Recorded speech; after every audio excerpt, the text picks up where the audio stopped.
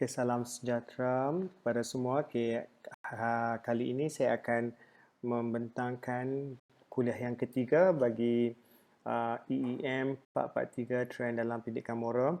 Kita ada lagi 3 lagi trend, iaitu yang ketujuh iaitu gejala merokok dalam kalangan pelajar, yang ke-8 hubungan seksual remaja, dan yang ke-9 jenayah dalam kalangan pelajar.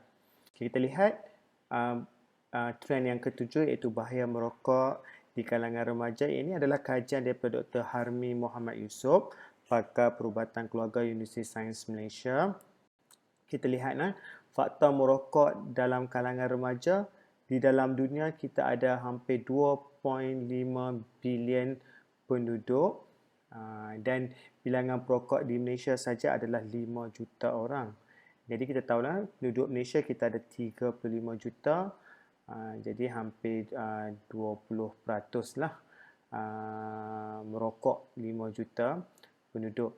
Rokok di kalangan lelaki ada 15 tahun ke atas meningkat daripada 41% kepada 50%. Ini banyak faktor lah kenapa pelajar-pelajar kita mula terjebak dengan merokok. Sebanyak 25% pelajar lelaki merokok dan purata mereka menghisap sebanyak 28.3 batang rokok sehari.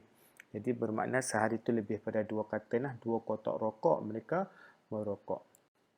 Okey, sebanyak 71% remaja pernah cuba merokok dan dalam satu kajian lain pula mendapati 85% perokok adalah mereka yang berusia dalam lingkungan 19 hingga 22 tahun.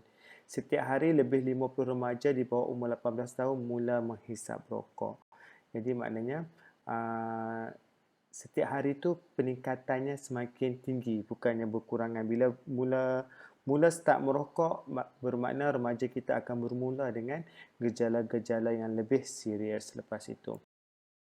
Okey, kita lihat prevalence merokok dalam kalangan remaja usia 12 hingga 18 tahun. Kita lihat semakin meningkat sahabat tahun ini, kajian sehingga tahun 2000 sahaja. Kamu boleh tengoklah artikel-artikel yang baru, dapatan-dapatan yang baru makin meningkat bukan makin menurun. Okey. Ini antara negara maju dan negara membangun lah. Kita lihatlah kalau dalam negara maju ini, kita ni negara membangun ya. Perempuan itu kita lihat persennya agak rendah lah. Kalau dalam dunia ini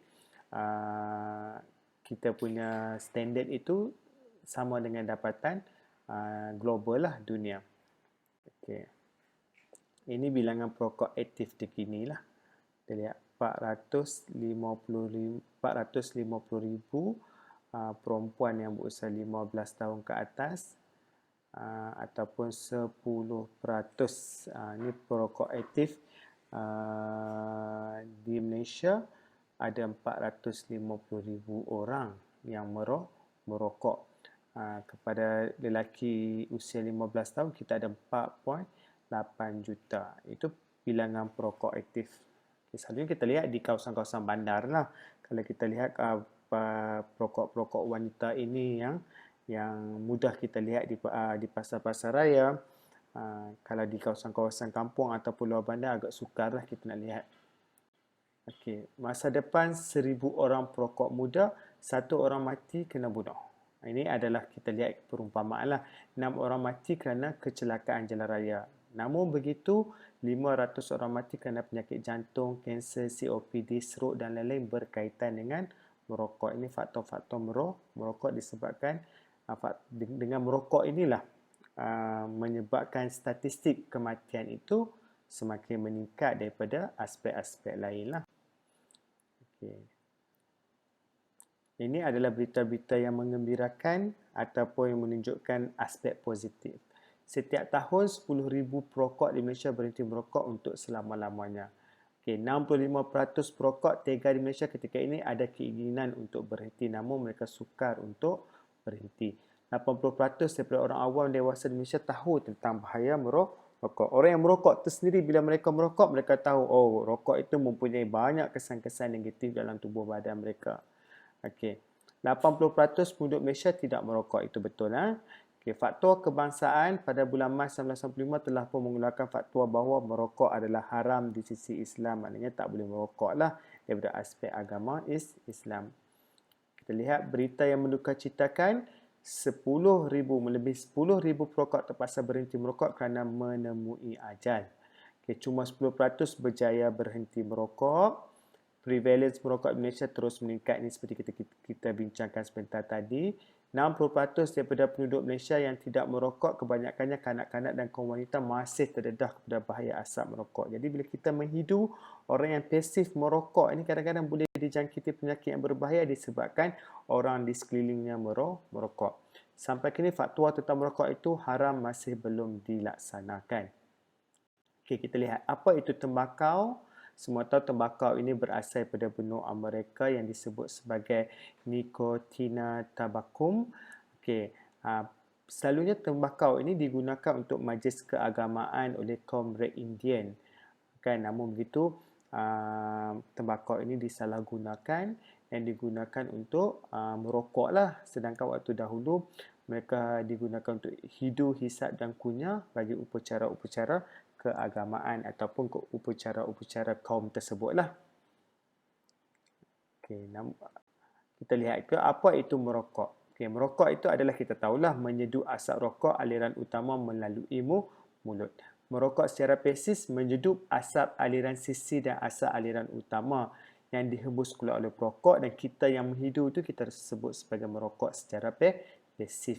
Jadi bila kita terdedah 15 minit melebihi 2 hari dalam seminggu, jadi kita adalah orang yang beresiko menjadi merokok secara pasif. Bukan perokok yang berada dalam satu bilik yang dipenuhi asap rokok dalam tempoh 1 jam menyamai merokok secara aktif 15 batang rokok. Okey, sebab mula merokok kita ada banyak faktor lah. Faktor yang pertama disebabkan oleh faktor luaran, iaitu pengaruh rakan sebaya, pengaruh keluarga, iklan dan promosi. Faktor dalaman ini pengetahuan, sikap dan kepercayaan negatif, naluri suka mencuba, tidak asertif, dan juga ingin membentuk imej diri. Itu selalunya pelajar lelaki lah, bila dia kata dia merokok ni nampak lebih maskulin. Namun begitu dia orang tak tahu kesan-kesan negatif tersebut. Umur median mula merokok adalah 15 tahun, umur paling muda adalah 5 tahun. Ini telah viral. Kita lihat ada perokok-perokok muda, kanak-kanak merokok dan divideokan. Okay, sebab terus merokok, faktor fisiologikal iaitu ketagihan ataupun dependence ataupun faktor diri sendirilah, disebabkan mereka ketagih. Bila dah mula merokok, sukar untuk berhenti. Okay, faktor psikososial, sebab dah menjadi kebiasaan selepas makan. Kita lihatlah bila lepas makan kat restoran, ramai remaja ataupun kaum-kaum lelaki lah, dia akan pergi ke luar restoran untuk merokok. Yang kedua disebabkan boring, bosan dan rusing. Untuk menjaga berat badan, dikatakan bila merokok ni boleh melangsingkan badan. Namun itu langsing dengan cara yang tidak sihat lah. Faktor persekitaran, iklan, ramai yang merokok bersama-sama kawan. Ini disebabkan faktor sekeliling lah. Seterusnya kita lihat kesan merokok ini. Yang pertama adalah mortaliti meningkat. Ini adalah kadar kematian lah. Kadar kematian semakin meningkat. Morbidity meningkat ini adalah kadar-kadar penyakit atau orang yang sakit berkaitan dengan kesan daripada merokok ini meningkat. Kualiti kehidupan menurun. Ini kita tahulah bila semakin kerap merokok, kualiti ataupun kesihatan semakin teruk. Okey, seterusnya kita lihat kematian kerana merokok mengikut WHO pada ketika ini seperti 27 pesawat Boeing 747 jatuh tempas setiap hari. Itu adalah kita panggil sebagai metafora lah. Umpama 400 orang kali daripada 27 pesawat mati disebabkan merokok, itu perumpamaannya. Menjelang tahun 2030 kita tak boleh bayangkan lah, kita boleh nampak kematian itu lebih parah lah disebabkan kerana rokok tersebut.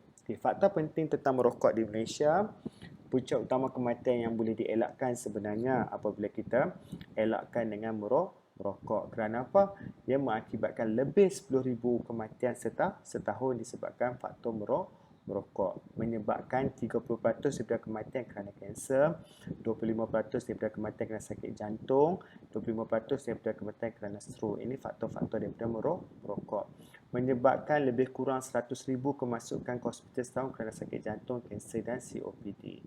mengakibatkan anggaran kerugian 20 bilion setahun kerana menanggung kos rawatan dan kehilangan produktiviti. Itu berkaitan dengan merokok. Okay, seterusnya kita lihat program pencegahan tingkah laku devian, seks gay, lesbian, pancake dan coping skill.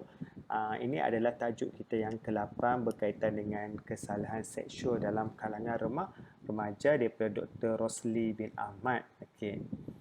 Kita lihat kenapa faktor-faktor ini berlaku. Ini antara satu keratan akbar lah. Wujud persekitaran prihatin dan selamat, kerjasama semua pihak, jamin kanak-kanak tidak menjadi mangsa pedofilia.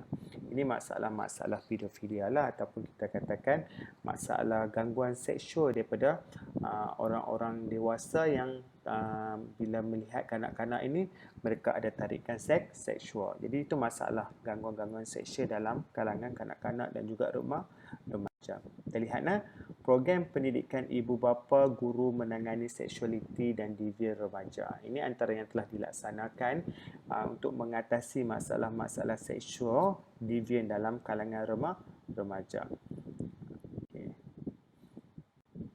Okey. Kita lihat pengenalannya. Bila kita bincang daripada aspek akademik, aspek psikologikal, bagi memikirkan dan mencari strategi yang sesuai menangani tingkah laku seksual, bukannya berdasarkan aspek medikal ataupun perubatan. Kerana apa? Masalah seksual ini kita atasinya disebabkan oleh masalah psikologikal. Okay, jadi tak ada ubat lah secara medikalnya boleh diatasi, kecuali kalau dia kita lihatlah kalau masalah psikologikal ni lebih kata kita katakan masalah kesihatan mental lah. Okay, siapa yang perlu hadir kalau kita lihat program-program berkaitan dengan masalah kesihatan seksual ini, daripada kanak-kanak perlu didedahkan tentang bagaimana pendidikan awal berkaitan dengan seksual ini. Okay, remaja yang sedang ada krisis identiti, perubahan daripada kanak-kanak kepada remaja perlu didedahkan tentang aspek-aspek seksual ini supaya mereka dapat menjadi satu benteng pertahanan kepada diri mereka. Ibu bapa, guru juga perlu tahu tentang apa itu yang dikatakan masalah seksual tersebut. Okey, kenapa seksual perlu dikaji? Supaya apa? Perubahan struktur demografi lelaki dan wanita berkejaya kurang masa bersama. Disebabkan mobiliti penduduk tinggal berjauhan, akses internet, arus media massa terdedah. Jadi mereka terdedah dengan perkara-perkara yang tidak baik dalam media sosial menjadi satu aspek penting yang perlu mereka ketahui. Perubahan sosiologi ini adalah perubahan daripada kehidupan masyarakat tersebut. Okay, cerai suatu perkara biasa, ketidakpuasan seksual disebabkan bercerai kerana apa? Tidak mendapat satu kepuasan dalam hubungan suami isteri tersebut. Jadi ini pun perlu diketahui. Suami isteri bekerja, hubungan dingin, masalah lain. Suami isteri bekerja, ikatan anak rapuh, cenderung memberi ruangan perlakuan seksual. Okay. Okay, mengapa seksual dikaji? Kita lihat ini yang paling serius, iaitu gejala LGBT ataupun lesbian, gay, bisexual dan juga transgender yang kerap berlaku di institusi pendidikan. Mahupun kita lihat kecenderungan ini mula berlaku di sekolah pun dah mula nampak. Jadi bagaimana kita nak atasi, bagaimana kita nak ketahui adakah perkara-perkara ini mendatangkan satu keburukan kepada negara? Ini yang perlu kita kaji, kesan-kesan LGBT ini dalam kehidupan masyarakat sekarang. Okay, 18 kes cerai punca hubungan songsang. Jadi bila dah kahwin baru tahu bahawa pasangannya itu adalah tidak normal. Tidak normal ini maknanya tidak daripada lahirnya. Jadi sepatutnya lelaki ini mencintai wanita, wanita mencintai lelaki. Namun begitu bila dah kahwin baru tahu bahawa pasangannya itu tidak sempurna ataupun tidak seterulah dalam perlakuan lelaki dan perempuan. Jadi ataupun hubungan nalurinya lebih kepada kaum sejenis. Okey. Ini antara beberapa keratan akbar ataupun coretan yang kita ambil daripada akbar untuk dibuat sebagai satu berkisar lah. Okay. Ini antara kenapa objektif kajian ini dilaksanakan. Ini kita boleh lihatlah, ini ada dalam kita punya nota-nota yang diberi oleh pihak universiti. Ini antara kelebihan program yang dilaksanakan oleh doktor memang agak baik kerana apa? Dia dapat memahami personality diri sendiri. Jadi bila kita lihat remaja kita ini ada personality yang agak cenderung kepada fizikal yang lain, kita ni sebagai guru haruslah bertindak memperbetulkan naluri personality pelajar-pelajar kita. Okay, jadi sebab itu bila kita belajar tentang teori-teori berkaitan dengan feminisme, teori-teori perkembangan seseorang remaja ataupun perkembangan moral Kohlberg, perkembangan moral Piaget itu sendiri dapat membentuk balik semula murid-murid kita itu kepada laluan yang sebenarnya. Okay, ini antara khidmat-khidmat yang telah diberikan. Selalunya kita akan berjumpa dengan pihak kaunselor lah. Bila kita ada pelajar-pelajar yang mempunyai masalah kecenderungan seksualnya ataupun ada masalah seksual. Masalah kecenderungan seksual ni bukan saja diri individu itu, pelajar itu sendiri berkecenderungan. Tapi bila dia mengalami masalah seksual ataupun diganggu oleh rakan-rakan, diganggu oleh pihak-pihak tidak sepatutnya, itu harus diberitahu kepada pelajar, terutamanya pelajar perempuan lah. Bila kita lihat gangguan seksual ini bukan saja daripada sentuhan fizikal ke fizikal, namun berkaitan dengan kita lihat memek muka, daripada pelakuan pun boleh menyebabkan berlakunya masalah gangguan seksual kepada remaja. Jadi kaunselor haruslah memainkan peranan penting supaya perkara ini tidak berleluasa menjadi satu kebiasaan. Okay. Ini beberapa kajian yang telah dilaksanakan lah. Okey, ini adalah kita lihat kenapa adanya berkaitan dengan identiti ataupun krisis identiti. Okey. Ini berlaku kerana transisi perubahan remaja di bawah umur 12 tahun dianggap tempoh kritikal mengalami kecelaruan identiti. Dia melibatkan pelakuan ingin mencuba perubahan fizikal, imej diri, pendidikan dan kerohanian persekitaran. Jadi kita lihat bila usia 12 tahun, tak kiralah kanak-kanak lelaki atau perempuan, jadi bila dilihat di sekelilingnya mempunyai satu faktor untuk dia berubah. Kalau di sekelilingnya ada individu, okay, kita lihat contohlah. Jika di sekeliling seseorang pelajar lelaki dikelilingi oleh kita lihat rakan-rakannya yang bersifat lembut ataupun yang kita katakan ibu bapanya bekerja dalam bidang solekan, jadi dia pun akan meniru pelakuan tersebut. Jadi di situ yang perlu kita ambil perhatian. Kerana apa? Kecenderungan bila dia berusia remaja 13 hingga 18 tahun, benda itu akan sebati dalam diri mereka dan sukar untuk kita betulkan. Okay, ini berkaitan dengan definisi istilah sex deviant behavior ataupun kita katakan penyelewengan tingkah laku seks. Okay, tingkah laku deviant seks ataupun parafilias, rangsangan seks individu terhadap objek, situasi atau situasi. Ini kita lihatlah definisi daripada apa itu biseksual. Biseksual ni naluri seks seseorang berminat kedua jantina, lelaki dan perempuan dua-dua dia minat. Lesbian ini adalah lebih kepada wanita, lebihan hormon adrenal cortex ataupun lebih minat kepada kaum sejenisnya. Homoseksual ini naluri seks minat satu jantina. Heteroseksual naluri seks minat jantina yang berlawanan. Okey. Okay, ini sambungan daripada tadilah. Ada banyak lagi kat sini. Kita ada transvestisme, transseksual. Ini seterusnya antara istilah-istilah baharu yang boleh kita fahami. Banyaklah. Kita ada lagi kat sini zoofilia, frotteurisme, mendapat kepuasan seks dengan mengisi dan meraba-raba. Itu adalah istilah-istilah yang dipelajari untuk berkaitan dengan salah laku seksual. Okey. Yang ini yang sering dibincangkan lah. Istilah-istilah yang sering dibincangkan dalam kajian-kajian berkaitan dengan masalah seksual dalam kalangan remaja lain lah. Kita juga boleh merujuk daripada My Health portal rasmi Kementerian Kesihatan Malaysia berkaitan dengan masalah-masalah yang sering berlaku berkaitan dengan seksual dalam remaja kita sekalian. Ini antara laman web yang boleh kita akses lah. Jadi di sini beberapa lah. Ini kita sebagai satu pandangan awal supaya kita terbuka minda. Masalah seksual ini bukan satu masalah yang ringan, dan kita harus ambil berat supaya tidak berleluasa bukan saja kepada anak murid kita, dalam keluarga kita sendiri. Seterusnya ini adalah kuliah yang terakhir lah, berkaitan dengan gejala rempit. Rempit ini satu isu yang agak panas lah kalau kita bincangkan sebab dia mengganggu masyarakat, dan pelakuan ini bermula daripada pelajar-pelajar sekolah.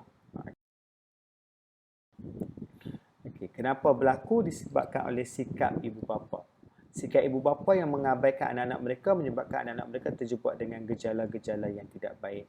Contohnya, sikap ibu bapa Roger yang terlalu pentingkan kerja menyebabkan kehidupan Roger semakin terabai. Jadi pelajar-pelajar ini mencari kepuasan di luar rumah dengan berlumba, menaiki motor. Ada yang tidak mempunyai lesen dan mereka merempit. Selalunya mereka merempit di kawasan-kawasan perumahan yang mempunyai satu jalan yang luruslah, yang panjang dan tidak ada kenderaan lalu. Seterusnya, pengaruh rakan sebaya. Rakan-rakan adalah lebih rapat jika dibandingkan dengan ibu bapa kerana kehidupan mereka separuh kehidupan seharian mereka bersama rakan-rakan mereka. Seterusnya, kurang didikan agama. Mereka tidak tahu yang mana baik, yang mana buruk, yang mana yang seharusnya dibuat, yang mana bermoral, yang mana tidak memoral. Itu kita tahu. Jadi namun begitu, remaja-remaja kita ni bila kita bincangkan tentang aspek agama, mereka umpama melepaskan betuk di tangga lah, tak mau ambil peduli. Ini kesannya lah mengganggu masyarakat. Mak rempit juga mengganggu kehidupan masyarakat. Kenapa? Kita lihat bila mereka merempit, bukan saja mengganggu ketenteraman tetapi menyebabkan keselamatan masyarakat setempat semakin serius. Ada yang menyebabkan kemalangan, ada yang mereka dilanggar pula. Itu adalah antara satu kesan lah negatif bila mereka merempit. Menyebabkan kemalangan seperti kita bincangkan, lihatlah sampai motor ada atas kenderaan, ada yang sampai masuk bawah lori. Memang kebanyakan kalau kemalangan oleh mak rempit ini, dia bukan memandu 60-50 km sejam, kadang-kadang sehingga menjangkau 140 hingga 150 km. Jadi bila kena impak daripada kemalangan tu, memang boleh menyebabkan kehilangan nyawa. Merosakkan imej negara itu memang memalukan lah. Kalau negara-negara luar datang melancong ke Malaysia, contohnya mereka pergi ke Pulau Pinang, ke Batu Feringgi, boleh lihatlah geng-geng mak rempit ni Sabtu Ahad memang ramai lah mereka seronok bila turun daripada Batu Feringgi, laju mereka untuk memandu. Ini antara berita-berita tentang rempit. Mak rempit berleluasa. Ini bukan saja berlaku di pelajar sekolah, pelajar-pelajar IPTA pun seringkali kita lihat terjebak dengan masalah rempit ini. Ini utusan Malaysia. Sekumpulan mak rempit bertempiaran lari membuat pusingan U apabila menyedari sepasukan polis dari bahagian trafik. Seringkali mak rempit ini bila dia berleluasa adalah bila waktu malam. Waktu malam ataupun waktu cuti umum, waktu malam. Itulah waktu-waktu hot untuk mereka aktiviti tidak sihat ini. Ini antaralah kita lihat anggota polis sendiri cedera dirempuh oleh penunggang motosikal dipercayai mak rempit. Dan antara beberapa contoh Pulau Pinang. Mak rempit disaran tingkat status mereka kepada mak motor. Mak motor ini maknanya lebih bertamadun lah, mempunyai lesen, menggunakan kenderaan itu untuk tujuan yang ini antara kemalangan lah. Ini kebanyakan contoh-contoh, tak apa. Banyaklah kalau kita lihat kedatangan akhbar, hari-hari memang ada kes berkaitan kemalangan dan ada punca-punca berkaitan daripada mak rempit. Apakah yang boleh kita pelajari daripada gejala merempit? Janganlah memandu dengan kenderaan yang laju. Bila kita, sebab itu bila kita lalu di mana-mana kawasan, tak kira di depan sekolah, di depan hospital, di lebuh raya, dia ada had laju tersebut. Maknanya had laju kata tidak boleh melebihi 120 km sejam itu kerana impak daripada kemalangan bila kita membawa lebih daripada tersebut boleh menyebabkan kematian. Jadi bila had laju yang ditetapkan itu sebenarnya nak menyelamatkan nyawa pemandu itu sendiri. Sebab tu kata kalau bawa motor, tak kira motor itu besar atau kecil, pemanduan itu sepatutnya bawah daripada 80 km sejam berkaitan dengan motosikal lah. Merempit akan menyusahkan diri itu memanglah. Sebab apa? Merempit itu hukumannya berat bila diambil, dikenakan, ditangkap. Jadi tindakan kepada mereka itu agak berat. Contohnya jika pelajar itu usia 18 tahun ke bawah. Jadi dia punya background nanti telah pernah masuk lokap, pernah dipenjarakan, tidak bagus kesannya kepada masa akan datang. Okay, merempit akan membawa kepada masalah lain yang lebih serius. Ini banyaklah. Sebab daripada merempit, mereka akan berpeleseran. Mereka akan melakukan seks bebas, mulalah menagih dadah, bosir, rogo dan sebagainya. Ini kita lihat banyak contoh yang berlaku. Sebagai contoh pada tahun 2009 di Kuantan, seorang gadis berumur 17 tahun dirogo oleh 15 mak rempit. Okay. Kos hidup meningkat. Kenapa? Hal ini kerana merempit mudah merosakkan motosikal dan menyebabkan kemalangan seperti patah kaki. Itu tak usah katalah kan. Kalau masih hidup, perlulah survive dengan kos-kos perubatan yang semakin tinggi. Perasaan ibu bapa. Perasaan ibu bapa marah apabila mengetahui anaknya terlibat dalam kegiatan mak rempit ini. Jadi ibu bapa sedih. Kalau sedih itu satu kisah dah. Kalau anak-anak mati itu menyebabkan masalah kepada keluarga sendirilah. Masalah kepada masa akan datang, imej ibu bapa, bukan saja imej negara sahaja. Terusnya, merbahayakan pengguna jalan raya yang lain. Ini banyaklah kita lihat dalam Keratan Akbar. Bila berlaku kemalangan, orang yang tak bersalah pun kadang-kadang kereta nak mengelak mak rempit tersebut, mereka akan terbabas. Bukan saja mak rempit itu sahaja yang beresiko, tapi orang ramai pun akan mempunyai resiko jika mak rempit ini tidak